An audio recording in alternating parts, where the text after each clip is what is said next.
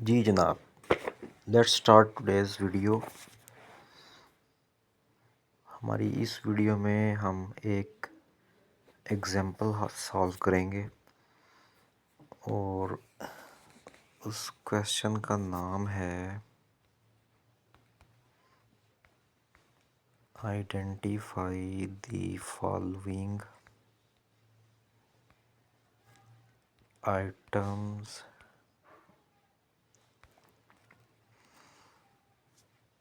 As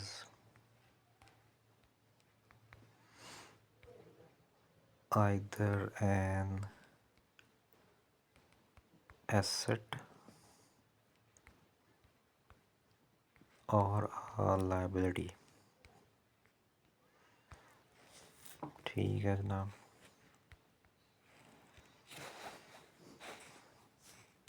पहली example,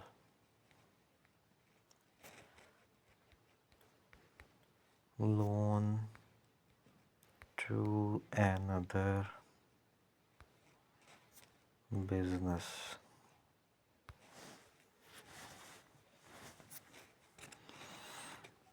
अब हमने इसको क्लासिफाई करना है कि ये कंपनी के लिए लोन है या एसेट है। एक कंपनी है, कंपनी ए, उसने कंपनी बी को कोई लोन दिया है, तो जनाब ये हमारी लाइबिलिटी तो हो नहीं सकती। हमने पैसे दिए हैं तो ये हमारा रिसीवेबल है, हमने उससे पैसे वापस लेने हैं। रिसीवेबल्स जो हैं वो हमेशा आपके एसेट्स होते हैं। ठीक है जी। उसके बाद दूसरी एग्जांपल है बैंक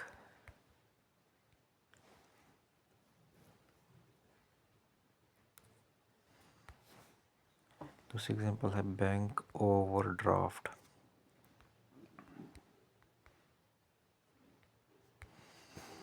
कंपनी ने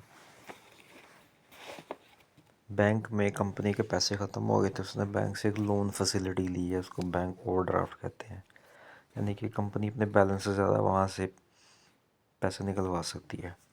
तो ये ज़ाहिर है बैंक आपको दे रहा है, कल को आपने वापस करने हैं बैंक को, तो ये आपकी लायबिलिटी है। तीसरी एग्जांपल,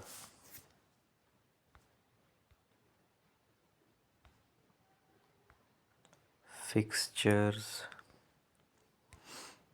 एंड फिटिंग्स। ये जनाब आपके एसेट्स होते हैं। इकोनॉमिक रिसोर्स है, कंपनी के कंट्रोल में है और कंपनी ने इससे जो बेनिफिट हासिल करना है वो 1 साल से ज़्यादा अरसे के ऊपर होगा, 5 साल 10 साल, तो ये आपका एसेट है। चौथी एग्जांपल, कंप्यूटर्स।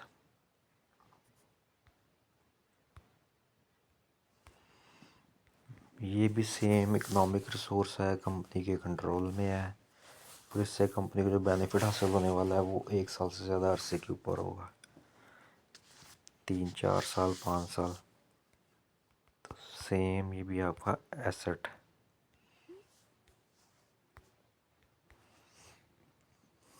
पांचवी example,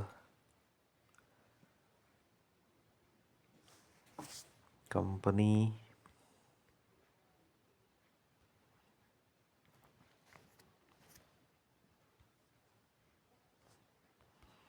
owes a balance, owes a supplier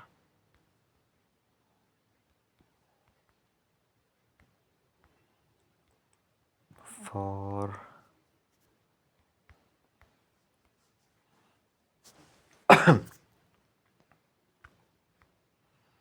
inventory bought।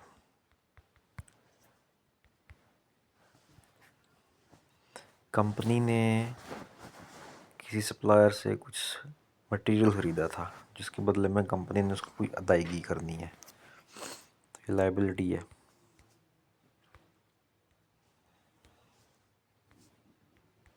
उसके बाद छठी एग्जांपल,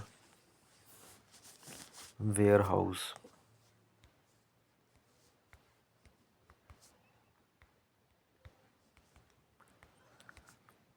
which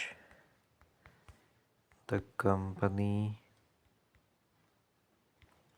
owns।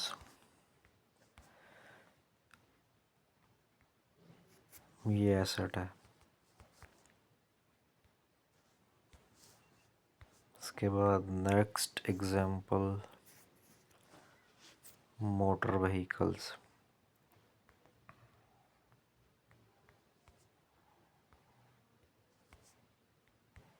ये भी कंपनी के एसेट्स हैं, कंपनी के इस्तेमाल में है। इससे कंपनी को 1 साल से ज़्यादा सालों में इसका बेनिफिट होने वाला है। उसके बाद 8वीं एग्जाम्पल है बिल्डिंग। ये भी एसेट है। उसके बाद 9वीं example accounts receivable. Accounts receivables क्या होते हैं? आपने कस्टमर्स हैं आपके, आपने उनको सेल की हुई है क्रेडिट पे, आपने उनसे भी पैसे लेने हैं। तो जो रिसीवेबल्स होते हैं ये याद रखिएगा कि ये एसेट्स ही होते हैं। उसके बाद नेक्स्ट एग्जाम्पल है इन्वेंट्री। इन्वेंट्री वो मटेरियल है जो कंपनी के पास ईयर एंड पे पड़ा होता है। तो ये इकोनॉमिक रिसोर्स है और कंपनी को फ्यूचर में से फ़ायदा होने वाला है, तो इसलिए ये भी एक एसेट की एग्जांपल है। उसके बाद नेक्स्ट एग्जांपल है accounts payable.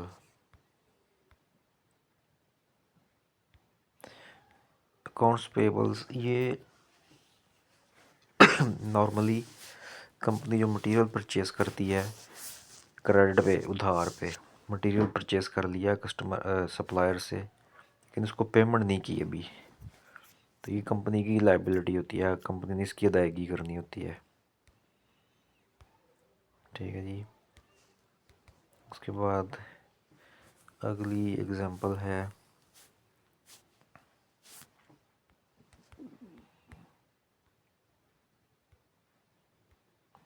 Cash in hand. Cash in hand सबको पता है, ये कंपनी के लिए एसेट होगा, इकोनॉमिक रिसोर्स है, कंपनी को इससे फ़ायदा होने वाला है, कंपनी के कंट्रोल में है। इसके बाद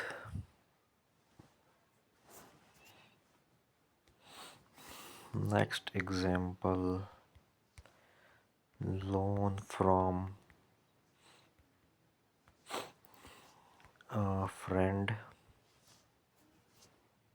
फॉर बिजनेस यूज़। दोस्त से कर्जा लिया है मालिक ने बिजनेस के इस्तेमाल के लिए, तो ये बिजनेस के लिए लायबिलिटी होगी।